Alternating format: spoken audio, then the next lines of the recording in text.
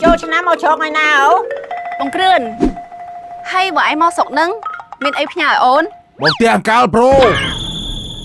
ចូលឆ្នាំញ៉ាំនៅស្រុកថ្ងៃដែលខ្ញុំរងចាំបានមកដល់ហើយ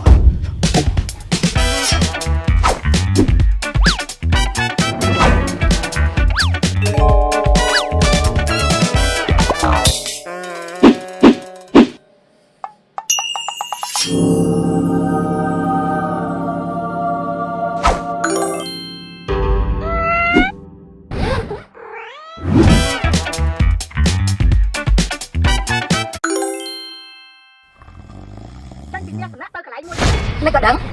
មិនដឹងមិនចង់យកឃើញតួនឹងភ្នែកខ្ញុំនេះ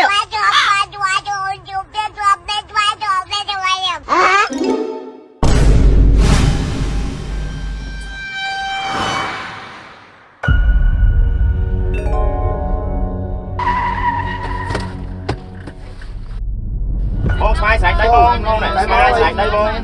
បងស្វាយស្រែកដៃបងអ្នកស្រុកខ្ញុំចិត្តបានចឹងហើយចូលអ្នកស្រុកបងប្អូនវិញបងណែស្វាយស្រែកដៃបងណែបង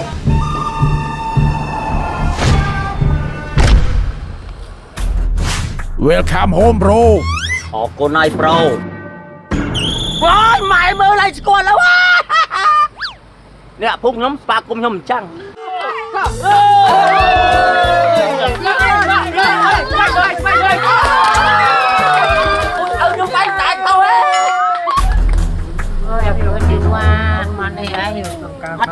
គ្រឿនណាស្អីគេចូលឆ្នាំញ៉ាំនៅស្រុកហ្នឹង